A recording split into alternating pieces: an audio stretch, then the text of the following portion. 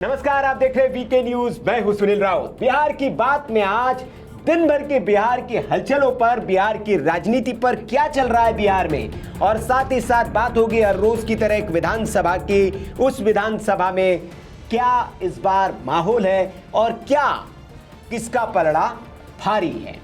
बात होगी आज यादव लैंड इसको कहा जाता है। यादव की सीट पर भरमार है, लेकिन फिर भी यहां से पिछली बार जनता दल यूनाइटेड यानी कि एनडीए के उम्मीदवार जीत गए थे। और लगातार हम बता रहे हैं कि जहां यादवों की बहुलता है वहां पर आरजेडी का या फिर तेजस्वी यादव का जादू क्यों नहीं चल पा रहा है, ये बड़ा सवाल है। इसी पर करेंगे बात, लेकिन सबसे पहले आज दिन भर बिहार में जो हुआ उन महत्वपूर्ण घटनाक्रमों पर। सबसे बड़ी खबर बिहार से आज ये है कि चुनाव आयोग ने अपने फाइनल एसआईआर के बाद जो सूची है मतदाताओं की वो जारी कर दी है। वेबसाइट पर उन्होंने डाल दिए और कहा कि जिन जिन लोगों के नाम इसमें कटे हुए थे, उन सब के जिनके फॉर्म 6 आए, उन सब के नाम इसमें वो चेक कर सकते हैं। ये फाइनल लिस्ट है। अब इसके बाद कोई लिस्ट आएगी नहीं चुनाव की। इसका मतलब जो है 2-3 दिनों में शायद हो सकता है कि चुनाव की तारीखों का ऐलान हो जाए। ये बड़ी खबर है। एसआईआर के बाद चुनाव आयोग ने फाइनल मतदाता सूची जारी कर दी।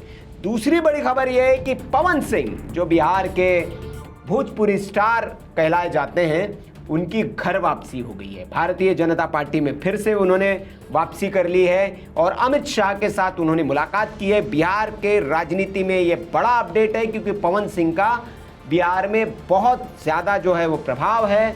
और ऐसे में अगर वो एनडीए के साथ आए हैं, भारतीय जनता पार्टी के साथ फिर से आए हैं, तो चुनाव पर उसका असर पड़ना तय है।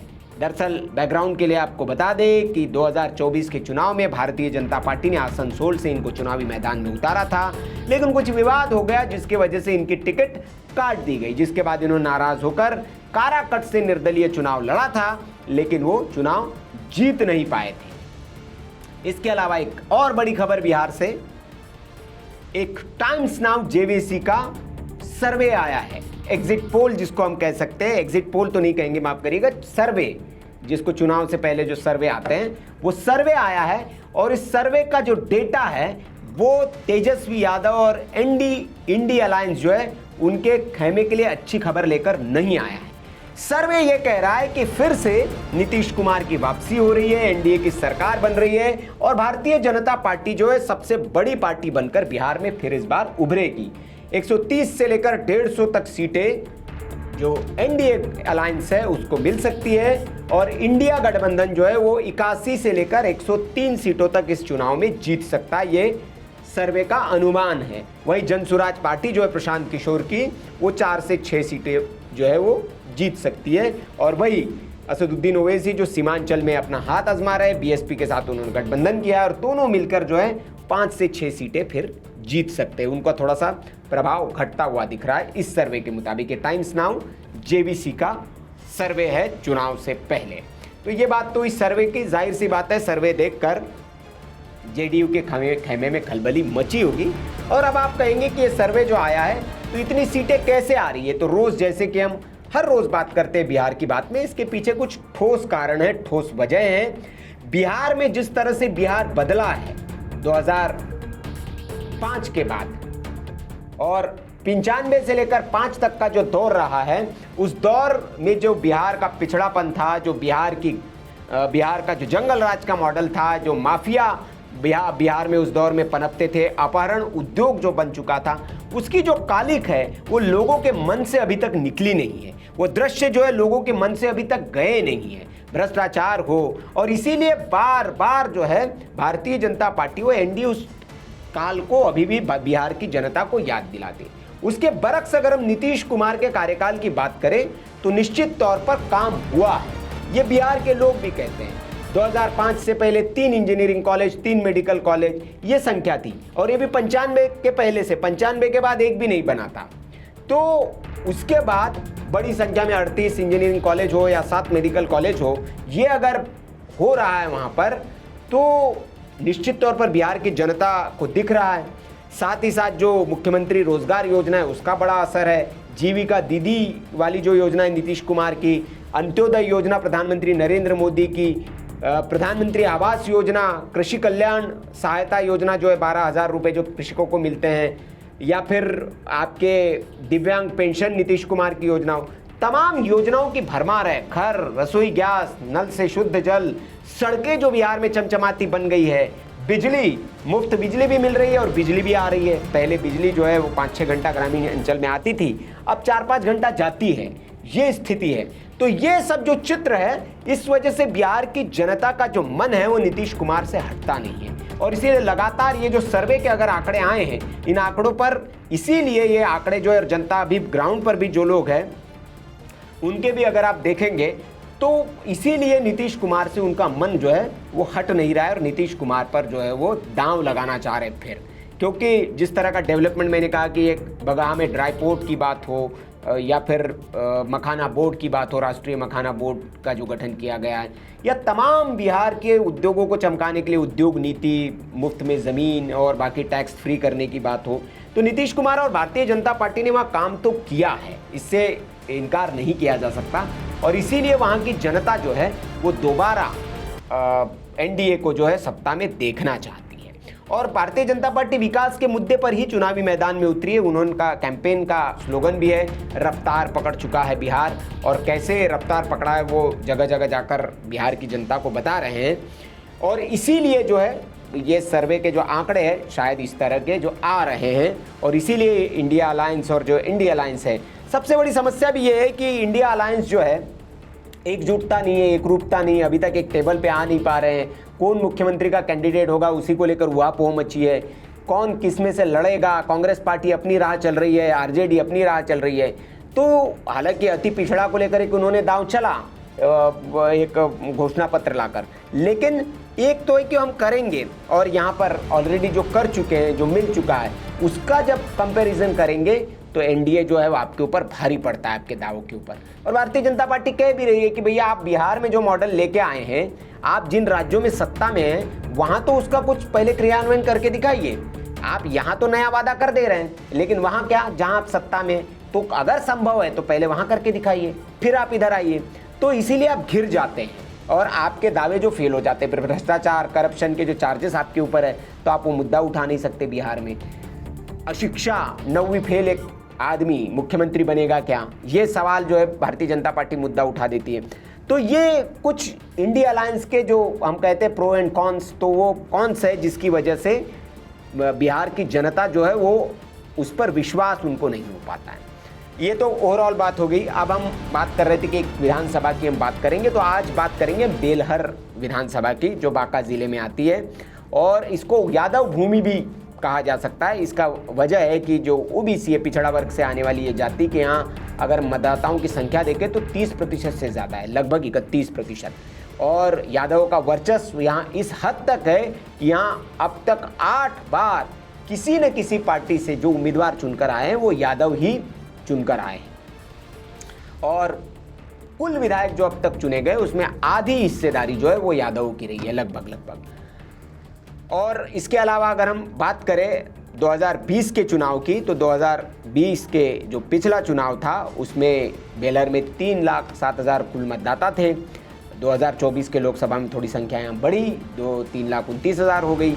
और अगर हम भागीदारी की बात करें तो यहाँ पर 8% के आसपास मुस्लिम मतदाता, माफ़ करिएगा, 5.5% के आसपास मुस्लिम मतदाताओं की भी आबादी है।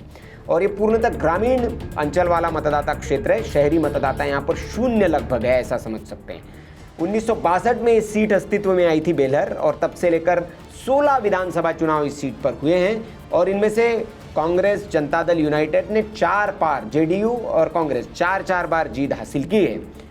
संयुक्त समाजवादी पार्टी 2 बार, जनता पार्टी 1 बार, निर्दलीय 1 बार और जनता दल 1 बार इस सीट पर विजयी रहा है। लेकिन कांग्रेस का इतिहास जो है वो 35 साल पहले खत्म हो गया। अब कांग्रेस का यहाँ कोई नाम लेवा नहीं है।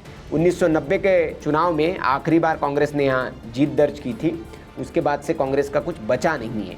अब जेडीयू की बात करें तो 4 बार इस सीट पर उन्होंने विजय हासिल की है, और आरजेडी 3 बार यहाँ जीतने में कामयाब रही है। मतलब स्ट्राइक रेट की अगर हम बात करें तो एनडीए का स्ट्राइक रेट बेस्ट इस सीट पर है। 2020 में भी जेडीयू के विधायक यहाँ पर जीते, मनोज यादव, और आरजेडी के विधायक थे रामदेव यादव, उन्होंने भी यादव को ही खड़ा किया था।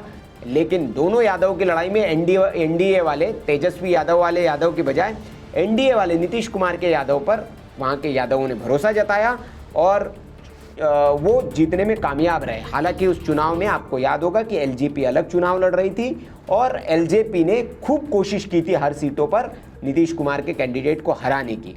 इस सीट पर भी उन्होंने बहुत कोशिश की थी, लेकिन एलजेपी उस अंतर को जीत के कम कर पाई, लेकिन हरा नहीं पाई थी। उसके अलावा लोकसभा चुनाव की अगर हम बात करें तो गिरधारी यादव जो है उन्होंने बांका सीट जो है वो फिर से जीत ली और बेलहर विधानसभा की बात करें तो यहाँ 9,353 वोटों से बढ़त बनाई है। इससे ये संकेत मिलता है हमें कि आरजेडी जो है उसके लिए ये सीट बहुत मुश्किल है और एनडीए जो जेडीयू है या जो भारतीय जनता पार्टी अगर कोई दोनों में से लड़ता है तो उनके लिए ये सीट आसान होने वाली है। और इसके पीछे वजह भी है, जैसे मैं हर बार हम बताते हैं कि अगर बांका ज़िले की बात हम करें तो 7.25 लाख के आसपास अगर बीमा योजना के लाभार्थी है तो जाहिर है बेलहर के भी उसमें कुछ शामिल होंगे। आयुष्मान भारत के तहत अगर वो 5 लाख रुपए मुफ्त इलाज का लाभ ले रहे हैं, प्रधानमंत्री उज्ज्वला योजना के तहत अगर 1,16,31,000 से ज़्यादा घरों में अगर गैस कनेक्शन मिला है तो उसमें बेलहर के भी कुछ लोग होंगे। और महिलाएं जो है इससे जो बांका ज़िले की हम बात करें तो 2,29,000 परिवारों को गैस कनेक्शन मिला है। तो जाहिर सी बात है इसमें बेलहर के लोग तो होंगे ही और उनका अगर जीवन में कुछ बेहतरी हुई है तो वो क्यों ना एनडीए को चुने, ये बड़ा सवाल है। हर घर जल योजना के अंतर्गत भी करोड़ों घरों में शुद्ध पेयजल पहुंचाया गया है। बांका में 3.25 लाख के आसपास लोगों के घरों में नल से जल टूटी से पहुंच गया है, मतलब तो बांका में भी जो बेलहर पड़ता है वहाँ पे भी इसका कुछ लाभ ज़रूर मिला होगा। प्रधानमंत्री किसान सम्मान निधि योजना 2.25 लाख के आसपास लोग लाभार्थी है बांका ज़िले में, तो बेलहर में भी कुछ होंगे। और 12,000 रुपये सालाना सहायता मिलती है, कम नहीं होती है। प्रधानमंत्री आवास योजना के तहत 1.25 लाख के आसपास लोगों को घर मिला है, पक्का मकान। बांका ज़िले में जो है वो इतने लोगों को मिला है तो बेलहर के भी कुछ लोग होंगे। और बाकी तमाम वृद्धजन पेंशन योजना हो, उजाला लाइट योजना हो, लक्ष्मीबाई सामाजिक सुरक्षा पेंशन योजना हो, दिव्यांग पेंशन योजना हो, स्टूडेंट क्रेडिट कार्ड योजना हो, कुशल युवा कार्यक्रम योजना हो, स्वयं सहायता भत्ता योजना हो, कितनी योजनाओं के नाम गिनाएं। इन सब योजनाओं का लाभ अगर यहाँ के लोगों को मिल रहा है तो वो किसके तरफ जाएंगे, ये मेरा जनता से सवाल है। तो इसीलिए इस बार भारतीय जनता पार्टी और एनडीए वहाँ अगर विकास का मुद्दा लेकर आ रही है तो इसके पीछे ज़रूर कुछ सोची समझी उनकी रणनीति है। इसके अलावा किसी दूसरे मुद्दे पर बिहार में बात नहीं हो रही है। रफ्तार पकड़ चुका है बिहार इस स्लोगन के साथ। भारतीय जनता पार्टी एनडीए जो है चुनाव मैदान में उतर चुका है और इंडिया अलायंस जो है अभी वोट चोरी और बेरोजगारी, भ्रष्टाचार, इन्हीं मुद्दों पर वो बात कर रहे हैं। लेकिन इस पर भारतीय जनता पार्टी फिर सवाल पूछ देती है कि बेरोजगारी की बात कर रहे हैं तो कर्नाटक में तो आपकी सरकार है, वहाँ युवा सड़कों पर क्यों उतरे राज्य सरकार के खिलाफ, दीजिए वहाँ रोजगार। आप सवाल पूछ लेते हैं। कहते हैं भ्रष्टाचार की बात करते हैं तो फिर लालू यादव जी को याद दिला दिया जाता है, राहुल सोनिया खुद बेल पर है, उनकी याद दिला दी जाती है। तो हर मुद्दा जो वो उठाते हैं उस पर वो खुद ही घिर जाते हैं। तो ये परिस्थिति है। तो ये बिहार की बात में आज हमने बात की और ये जो विश्लेषण है ये हमने आपको बताया। आपकी इस पर क्या राय है और आपको क्या लगता है बेलहर को लेकर? अगर आप है, आपके पास कुछ डेटा है, आपके पास कुछ जानकारी है, ज़रूर आप कमेंट बॉक्स में हमारे साथ शेयर करिए। और ये हमारा कार्यक्रम आपको कैसा लगता है आप कमेंट बॉक्स में हमें अपनी राय ज़रूर दें। वीडियो अच्छा लगा हो तो लाइक करें, शेयर करें और ऐसी खबरों के लिए देखते रहिए आपका अपना चैनल वीके न्यूज़। नमस्कार। वीके न्यूज़, राष्ट्र के नाम।